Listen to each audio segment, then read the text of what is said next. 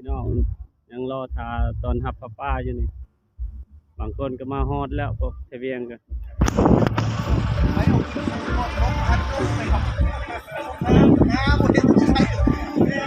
คนก็มาฮอดแล้ว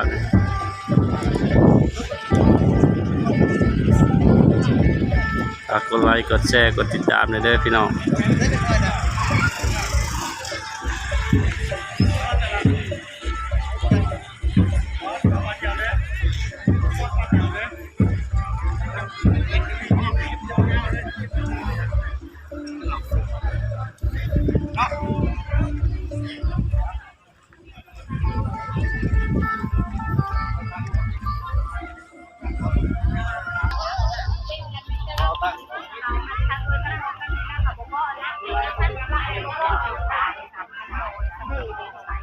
นั่งทาอยู่เนาะ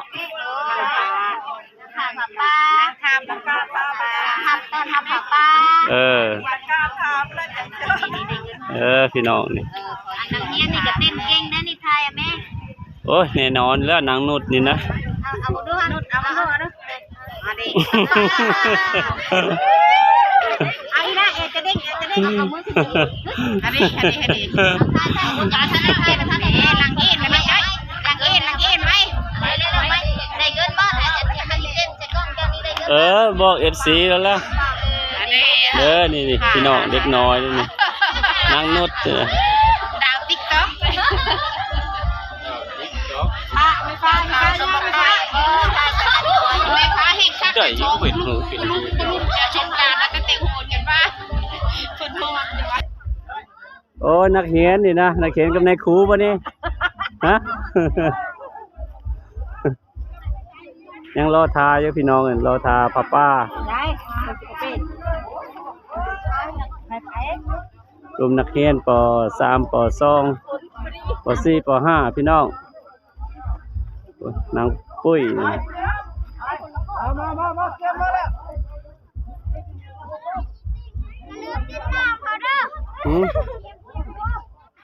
วัดเพิ่น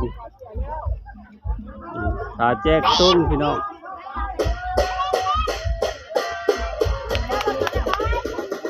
สายคณะกองตุ้มกองห้างเอามาเถิดมาโลดกองตุ้มกองห้างบาทอยู่บ่ฮ้อนเอาไว้ข้างในเด้อเงินเด้อหลาน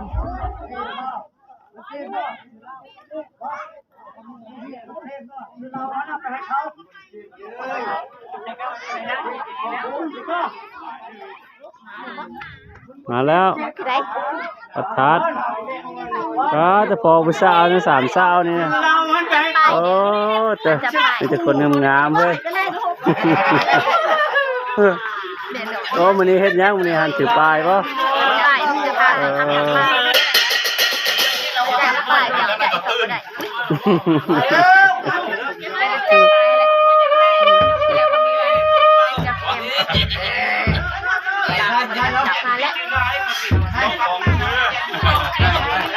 จับ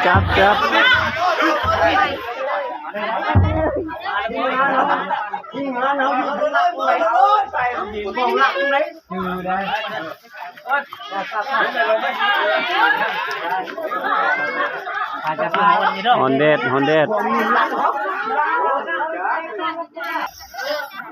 ฝากกดไลค์กดแชร์กดติดตามเด้อพี่น้อง2 ปอลุยสายผู้สังแฮ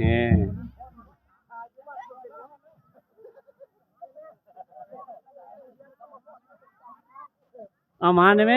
มันยืนอยู่กลางได้ไหม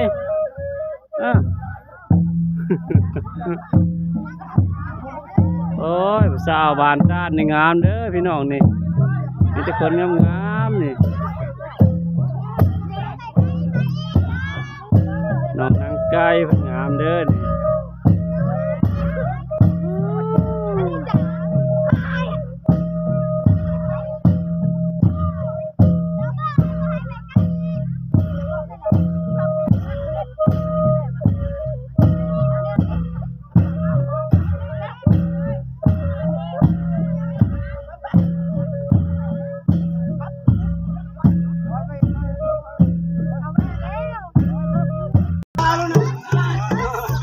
ยองเลยจากบาทคณะกองตุ้มกองห้างพี่น้อง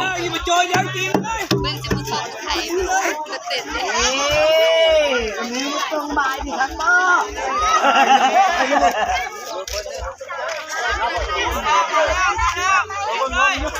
ผู้ตายเฮ้ยข้านี่ตายขี้งก็ต้อง มาแล้วพี่น้องป้า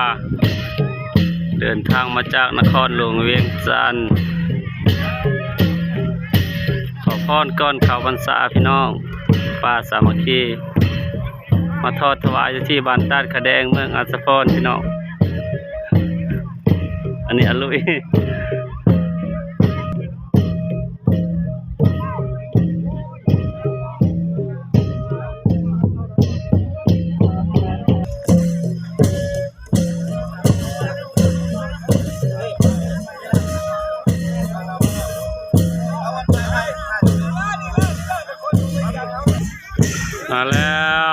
มาแล้วฮอดแล้วมาแล้ว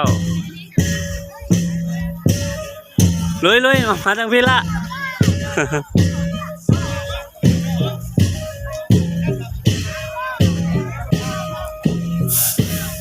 ขอเชิญเด้อพี่น้องเชิญโฮมบุญนำกันป้าสามัคคีขอพรก่อนเข้าพรรษาพี่น้อง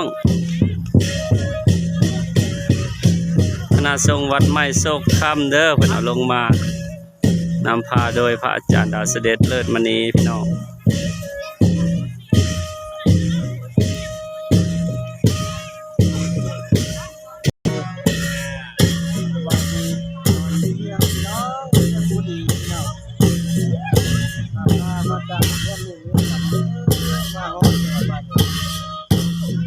คณะชายบานชาวบ้านตาดขะแดงกำลังเตรียมต้อนรับพี่น้อง